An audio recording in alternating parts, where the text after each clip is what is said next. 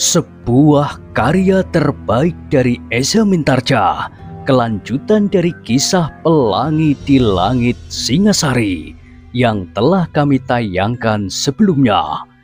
Kisah kolosal bernuansa sejarah dan fiksi di kehidupan tanah Jawa dengan judul Bara di Atas Singgasana.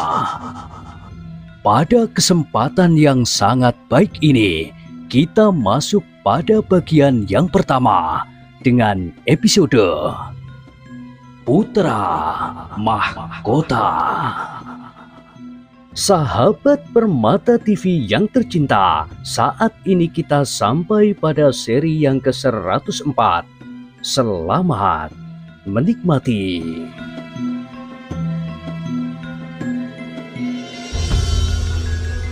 Di akhir kisah sebelumnya disebutkan, Sri Rajasa mengerutkan keningnya. Sejenak dipandanginya Senopati yang menundukkan wajahnya itu. Kemudian tatapan matanya yang tajam beredar dari satu wajah ke wajah yang lain. Tetapi yang dilihatnya adalah wajah-wajah yang dibayangi oleh keheranan. Bagaimana mungkin hal itu terjadi? Desis Sri Rajasa. Tidak ada orang lain yang mengetahui rencana itu selain orang-orang di dalam istana ini. Senopati itu tidak menjawab.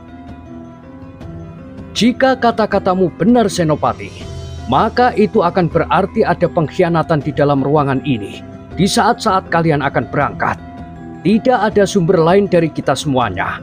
Pasukan kecil itu merupakan rahasia bagi kita semua, apalagi di dalamnya ada putra mahkota. Prajurit-prajurit Singasari mengetahui itu tepat pada saat kalian berangkat. Seandainya ada di antara mereka yang berkhianat, maka kedatangan pengkhianat itu atau salah seorang penghubungnya tidak akan terpaut banyak dari kedatanganmu di sana. Tentu mereka tidak akan sempat mengundang orang yang kau sebut bernama Kiai Gisi itu. Sedang orang yang mengetahui sebelumnya selain kita, kau adalah prajurit-prajurit Sandi yang berangkat lebih dahulu daripadamu. Nah, apakah kau mencurigai prajurit Sandi itu? Tidak tuanku, hamba tidak mencurigainya. Mereka adalah prajurit-prajurit yang dapat dipercaya. Kalau begitu, kau mencurigai salah seorang dari kami. Pertanyaan itu memang mengejutkan. Sejenak Senopati itu termangu-mangu, namun kemudian dengan suara tergagap ia berkata, tidak tuanku, bukan maksud hamba mencurigai seseorang, tetapi hamba sekedar menjadi heran kenapa mereka dapat mengetahui saat-saat kedatangan kami. Bahkan di dalam itu mereka masih sempat mengadakan bujana makan dan minum di dalam padepokan mereka menjelang kedatangan kami, menurut rencana yang sudah kami tentukan sebelumnya. Jadi, kenapa mereka mengetahui? Tentu ada kecurigaan bahwa seseorang telah membocorkan rahasia, dan kau tidak mencurigai kedua prajurit Sandi itu. Jadi bagaimana kau mengelak bahwa kau telah mencurigai satu atau dua orang di antara kami?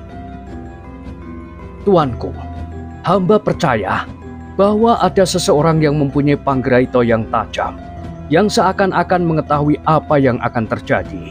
Mungkin ada di antara mereka yang mempunyai ketajaman panggeraito semacam itu, sehingga mereka melihat rencana yang kami rahasiakan di dalam hati kami. Tetapi kenapa mereka tidak mengetahui kehadiran pasukanmu yang sebenarnya? Hal itu terjadi dengan tiba-tiba, justru di luar rencana yang meskipun sekedar tersimpan di hati kami. Sri Rajasa mengerutkan keningnya, namun kemudian ia berkata, kita harus menemukan pemecahan. Aku akan mencari jalan, melihat apakah ada pengkhianatan itu, atau karena kecerobohanmu, sehingga petugas-petugas Sandi merekalah yang telah melihat kehadiranmu di sekitar sarang mereka, sehingga mereka pun langsung dapat menduga bahwa kalian akan menyerang mereka. Menurut perhitungan mereka, kalian pasti akan menyerang di siang hari, karena kalian tidak mengetahui dengan baik keadaan medan yang akan kalian tempuh. Sedangkan kehadiran Kiai Gisi itu pun Hanyalah kebetulan saja seperti kehadiran orang yang mendendamnya itu. Senopati itu tidak menjawab. Kepalanya hanya tertunduk dalam-dalam. Meskipun ia tidak membenarkan dugaan itu, namun kemudian ia berkata tanpa menjawab kata-kata Sri Rajasa. Ampun tuanku, hamba telah membawa 2 orang tawanan kawan Kiai Kisi. Mungkin mereka dapat menolong memberikan penjelasan apa yang telah terjadi sebenarnya. Dan kenapa Kiai Kisi telah berada di tempat itu, tepat pada saat ia diperlukan. Di luar peristiwa yang tidak mereka duga-duga, bahwa hadir seseorang yang bahkan kemudian membunuhnya. Kau bawa tawanan itu? Hamba tuanku, hamba membawanya. Sri Rajasa mengangguk-anggukkan kepalanya. Sejenak ia berpikir, namun kemudian ia berkata, "Baiklah, nanti aku akan memeriksanya. Aku akan memanggilnya dan memaksa untuk mengatakan apa yang mereka ketahui tentang Kiai Kisi dan tentang pengetahuan mereka akan kedatangan pasukanmu." Senopati itu mengangguk dalam-dalam. Ia dapat mengerti bahwa tidak mungkin untuk memeriksa tawanan di dalam paseban semacam ini. Tentu Sri Rajasa akan memanggilnya di dalam ruangan yang khusus, sehingga pemeriksaan dapat berlangsung dengan seksama. Karena itu, senopati pasukan kecil itu tidak berkata apapun lagi. Ia hanya menundukkan kepalanya sambil berdiam diri. Sekali ia mencoba memandang Anusapati, tetapi putra mahkota itu pun hanya menundukkan kepalanya pula.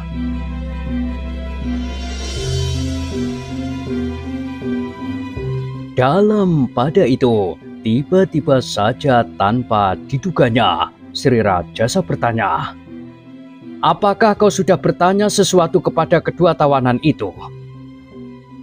Senopati itu mengangkat wajahnya sesaat, namun kemudian sambil menunduk kembali, ia berkata, "Ampun tuanku, hamba sudah mencoba mengajukan beberapa pertanyaan. Tetapi keduanya agaknya benar-benar seorang pembantu yang baik atau murid yang baik bagi Kiai Kisi, karena keduanya sama sekali tidak mau menjawab setiap pertanyaan.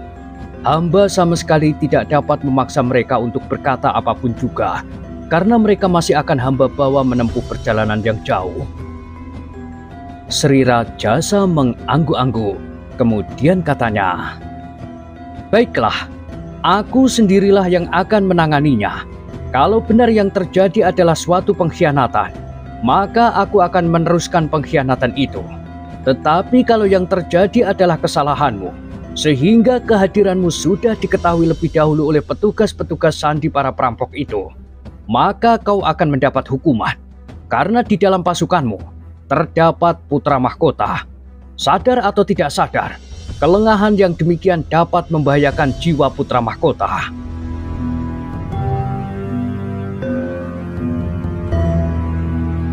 Senopati itu mengangkat kepalanya sejenak, tetapi sekali lagi kepalanya tertunduk dalam-dalam.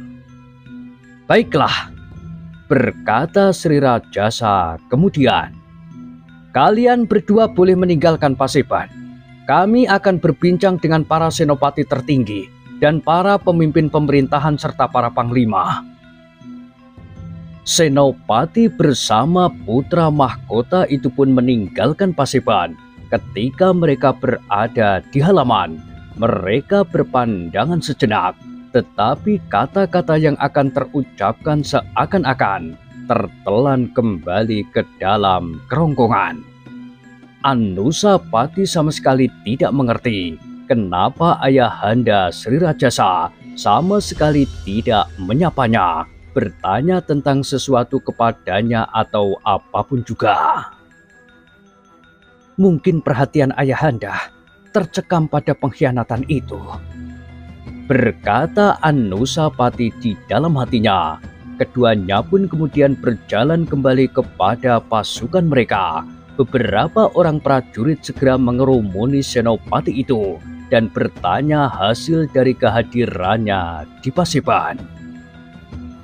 Masih ada persoalan yang harus kami tunggu, berkata senopati itu. Jadi kami masih belum dapat meninggalkan istana dan pulang ke rumah kami masing-masing? Bertanya prajurit-prajurit itu. Kita tunggu sejenak. Sri Rajasa maupun Panglima masih belum memberikan perintah itu. Para prajurit itu menarik nafas dalam-dalam. Mereka pun kemudian bertebaran di halaman belakang istana. Sebagian berada di kebun buah-buahan yang kebetulan tidak berbuah, yang lain berada di taman. Mereka masih harus menunggu perintah untuk beristirahat. Sebelum perintah itu mereka terima, mereka masih belum berani beranjak, karena masih mungkin ada persoalan-persoalan yang memerlukan kehadiran mereka, terutama senopatinya. Dalam pada itu, beberapa orang di antara prajurit-prajurit itu duduk bersama putra mahkota yang masih belum berani meninggalkan pasukannya dan senopatinya itu. Mereka berbicara tentang sambutan Sri Rajasa atas hasil yang telah mereka capai. Ada di antara mereka yang menjadi kecewa meskipun disimpannya di dalam hati. Tugas yang berat itu rasa-rasanya telah mereka tunaikan sebaik-baiknya. Putra mahkota pun telah berbuat sebaik-baiknya pula. Tetapi kenapa ada juga kecurigaan atas kecerobohan mereka di dalam tugas itu? Sejenak kemudian para prajurit itu melihat bahwa Sri Rajasa telah membubarkan Paseban itu. Beberapa orang pemimpin pemerintahan telah meninggalkan istana, keluar lewat pintu gerbang, dan kembali ke rumah masing-masing. Sidang ini agak lebih cepat dari sidang-sidang yang biasa diadakan pada hari-hari tertentu, desis seorang prajurit. Senopati pasukan kecil itu mengangguk-anggukkan kepalanya, tetapi ia tidak berkata sepatah kata pun. Sebenarnya lah bahwa Sri Rajasa telah membubarkan Paseban itu lebih cepat dari biasa. Tawanan yang dibawa oleh pasukan kecil itu sangat menarik perhatiannya. Keterangan yang didengarnya dari senopati pasukan yang dikirimnya untuk menumpas para perampok yang disertai oleh putra mahkota itu membuatnya berdebar-debar. Ada juga pengkhianat-pengkhianat yang bodoh di dalam istana ini, gumam Sri Rajasa di dalam hati. Cara yang ditempuh adalah cara yang gila. Kalau Anusapati berhasil menemukan pengkhianat itu sendiri, maka istana ini akan menjadi kacau dan rencanaku akan rusak. Dan agaknya kemarahan Sri Rajasa tidak dapat ditunda lagi. Ia benar-benar ingin meyakinkan siapakah orang yang telah melakukan kebodohan itu, meskipun sudah ada juga dugaan padanya. Karena kegelisahan itulah, maka Paseban pun segera dibubarkannya. Kemudian diperintahkannya beberapa orang prajurit untuk mengambil tawanan yang telah dibawa oleh pasukan kecil itu. Senopati itu pasti masih ada di halaman. Katakan kepadanya, atas perintah Sri Rajasa, tawanan itu akan dibawa menghadap. Hamba tuanku, jawab prajurit-prajurit itu.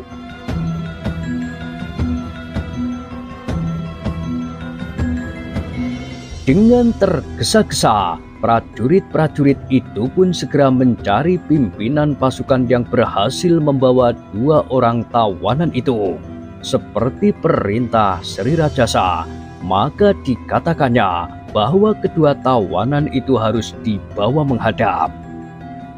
Silahkan, ambillah, aku serahkan mereka kepada prajurit pengawal. Baiklah, tetapi karena kaulah yang menyerahkan kepada mereka, marilah kita mengambilnya bersama-sama. Senopati yang kelelahan itu mengerutkan keningnya. Ia berpikir sejenak. Sebenarnya ia masih senang duduk bersandar dinding di kebun itu sambil terkantuk-kantuk. Tetapi karena perintah itu perintah Sri Rajasa, maka ia pun kemudian berdiri sambil mengibaskan pakaiannya yang kotor. Apakah setelah tawanan itu menghadap, kami, para prajurit yang lelah ini diperkenankan beristirahat? Aku tidak tahu, jawab prajurit yang mengemban perintah Sri Rajasa. Senopati itu pun mengangguk-anggukkan kepalanya. Prajurit itu memang tidak mengerti dan agaknya Sri Rajasa tidak mengeluarkan perintah apapun juga. Apakah Panglima masih di Paseban? Bertanya Senopati itu. Panglima yang mana yang kau maksudkan? Panglima prajurit Singasari? Bukan, Panglima pasukan pengawal.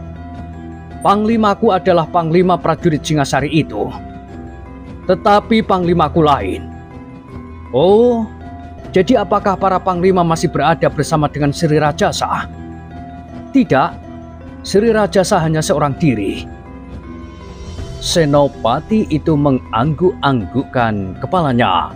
Agaknya Sri Rajasa akan memeriksa tawanan itu tanpa diketahui oleh orang lain. Sejenak kemudian mereka pun telah sampai di ruang yang tertutup rapat. Hanya beberapa lubang sajalah yang terdapat pada dinding kayu yang tebal. Di depan ruang yang berpintu kuat itu, berdiri seorang pengawal sambil membawa sebatang tombak di tangan.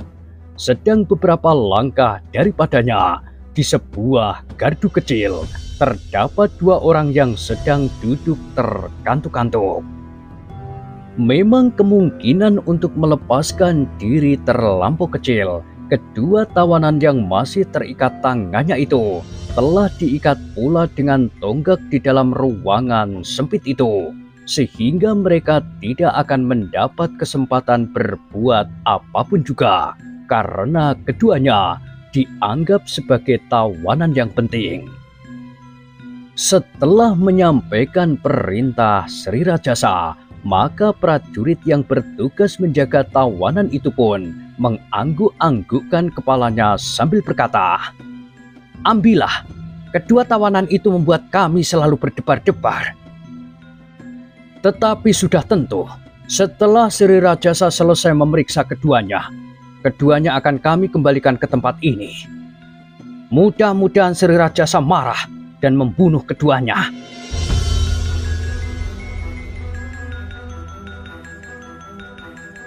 Senopati itu mengerutkan keningnya. Katanya kemudian, "Keduanya adalah tawanan yang penting. Masalahnya pasti akan menyangkut pengkhianatan. Setidak-tidaknya pengkhianatan kepada putra mahkota. Seandainya tidak kepada Singasari, tetapi akibat dan hukumannya akan sama bagi pelakunya. Putra mahkota adalah lambang keteguhan Singasari di masa mendatang." Para penjaga itu mengangguk-anggukkan kepalanya. Katanya, "Baiklah, marilah aku bukakan pintu. Bawalah mereka. Tetapi berhati-hatilah, keduanya agaknya memang orang-orang yang keras kepala. Aku sudah mengenalnya dengan baik," berkata Senopati itu. "Aku bersama-sama dengan keduanya selama perjalanan. Aku tahu apa yang harus aku lakukan." Oh, pengawal itu mengangguk-anggukkan kepalanya. "Hampir aku lupa, kaulah yang membawanya kemari." Pengawal itu pun kemudian membuka selarak pintu yang besar. Kemudian dengan hati-hati ia menarik daun pintu bilik itu, sehingga sejenak kemudian daun pintu itu pun telah terbuka lebar-lebar. Sejenak para prajurit itu menyesuaikan diri dengan keremangan di dalam bilik yang rapat dan kuat itu. Dan semakin lama mereka pun melihat semakin jelas dua orang yang masih terikat pada tiang di dalam bilik itu. Tetapi hampir bersamaan mereka meloncat masuk. Ternyata kedua orang itu sudah terkulai tidak bernafas lagi. Tangannya masih terikat dan sama sekali tidak terdapat luka apapun pada tubuh mereka. Hei, keduanya sudah mati. Para prajurit yang berada di dalam bilik itu diam mematung. Mereka memandang kedua tawanan itu dengan mata terbelalak, seakan-akan mereka tidak percaya pada penglihatannya.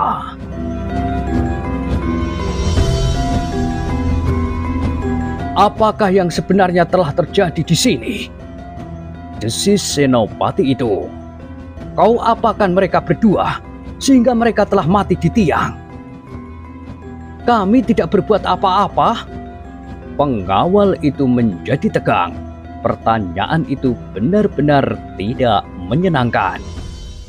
Kami memasukkan mereka semalam setelah kami menerima keduanya dari kalian.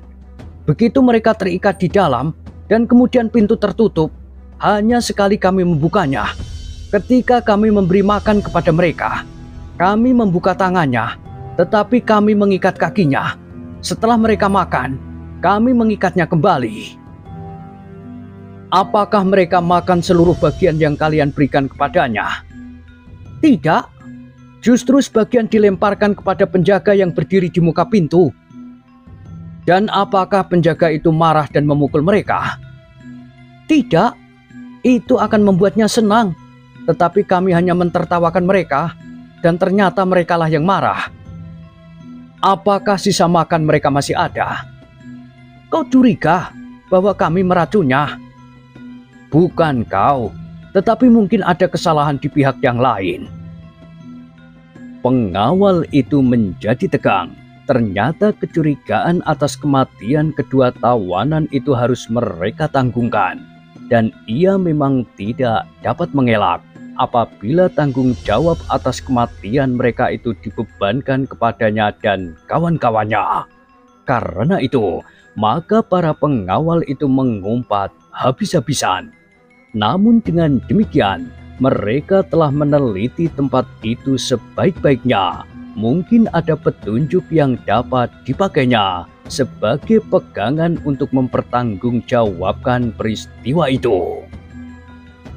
Para prajurit yang lain pun ikut serta membantunya. Mereka memang tidak dapat menuduh para pengawal tanpa dapat memberikan bukti-bukti.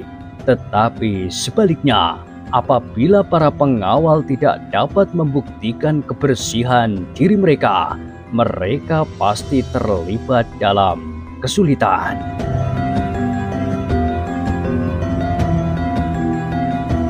Sejenak kemudian halaman istana itu menjadi gempar. Kematian kedua tawanan itu segera tersebar sampai ke segenap sudut. Setiap orang yang mendengar hal itu menjadi heran.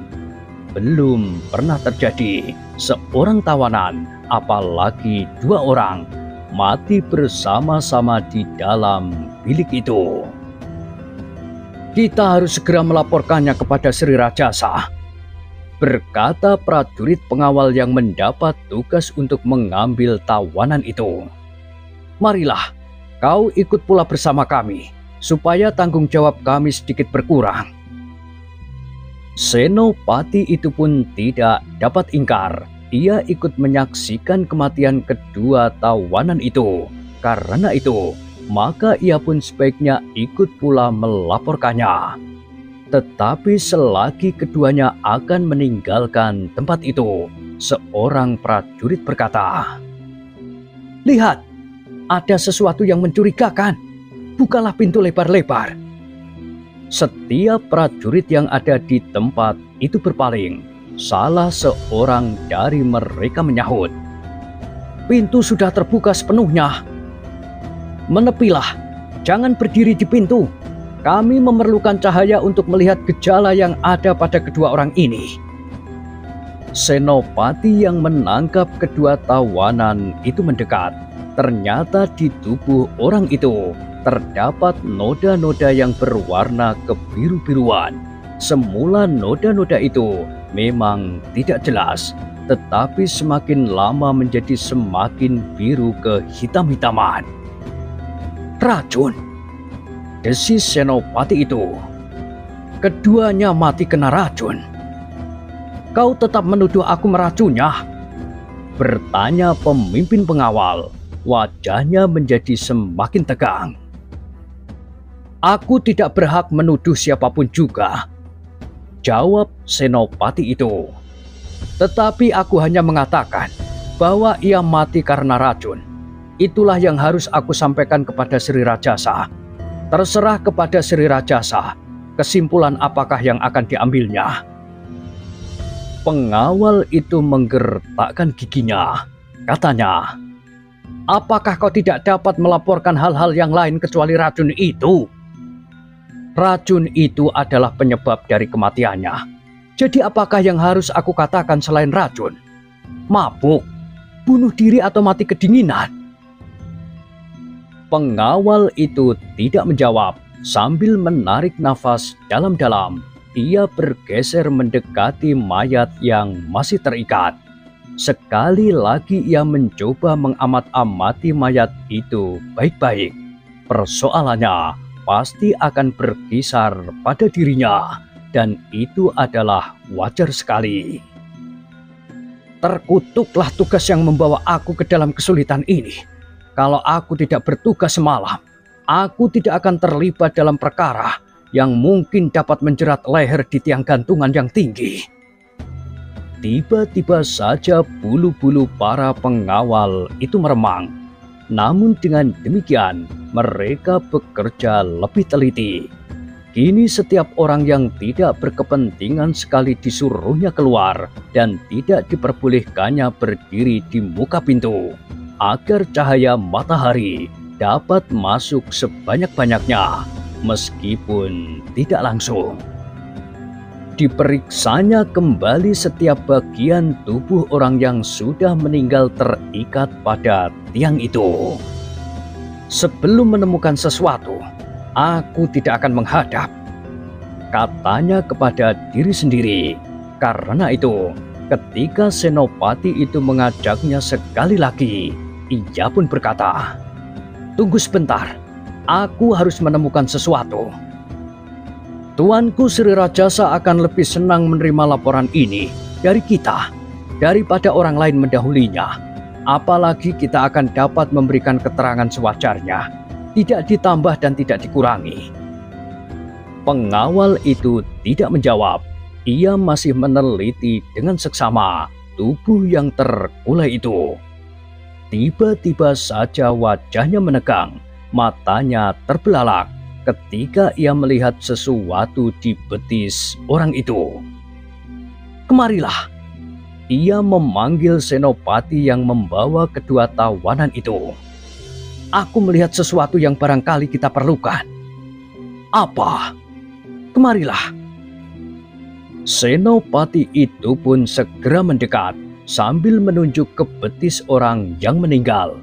Pengawal itu berkata, "Kau dapat mengatakan apakah ini?" "Supit," desis Senopati itu. "Ternyata mereka telah dibunuh dengan supit racun. Bagaimana dengan yang seorang?" Ketika para pengawal mencari dengan seksama, mereka pun menemukan sebuah noda yang hitam. Di tengah-tengah noda itu terdapat sepucuk duri yang panjang dan tajam. Duri yang sudah direndam di dalam racun. Dengan duri ini, mereka membunuh keduanya, desis Senopati itu. "Yah, racun itu pasti racun yang tajam sekali." Senopati itu menggeram. Terdengar suaranya berat. "Ada juga pengkhianat di dalam halaman istana ini. Pasti orang-orang yang mengadakan hubungan dengan para perampok itu. Mereka perlu menghilangkan jejak dengan membunuh kedua orang ini, agar orang ini kelak tidak membuka rahasia." "Licik sekali," seru pengawal itu. "Hampir saja akulah yang akan digantung." Namun kata-kata itu tidak dilanjutkannya. bahkan justru pemimpin pengawal itu yang menyahut. Tetapi mungkin juga salah seorang dari kami yang melakukannya, atau aku sendiri. Begitu. Bukan maksudku, tetapi bagaimana mungkin seseorang dapat melakukan tanpa kalian ketahui? Pengawal itu memandang wajah Senopati yang membawa kedua tawanan itu sejenak. Namun wajahnya pun kemudian tertunduk dalam-dalam. Ia tidak dapat ingkar bahwa itu adalah tanggung jawabnya.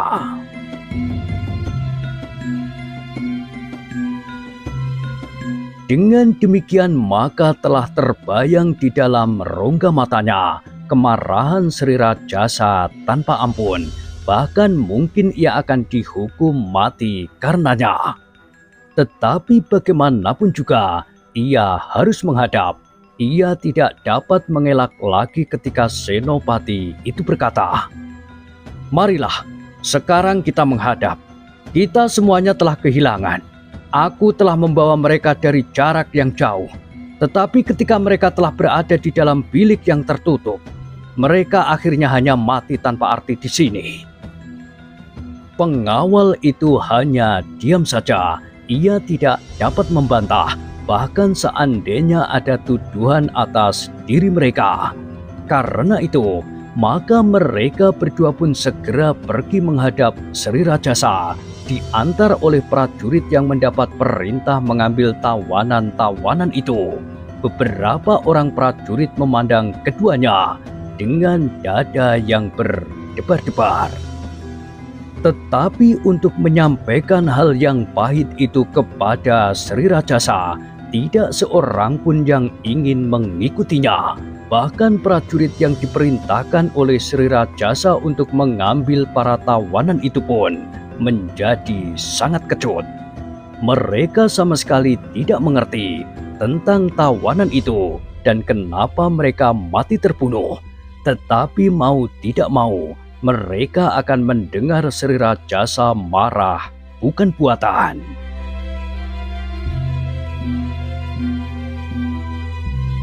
Demikianlah, dengan hati yang bergejolak prajurit-prajurit itu menghadap Sri Rajasa yang agaknya masih menunggu di tempatnya. Demikian para prajurit itu menghadap. Sri Rajasa mengangkat wajahnya, kemudian melambaikan tangannya, memanggil prajurit-prajurit itu untuk mendekat. Seolah-olah prajurit itu telah merangkak maju dengan kaki gemetar. Semakin dekat mereka dengan Sri Rajasa, rasa-rasanya menjadi semakin panas.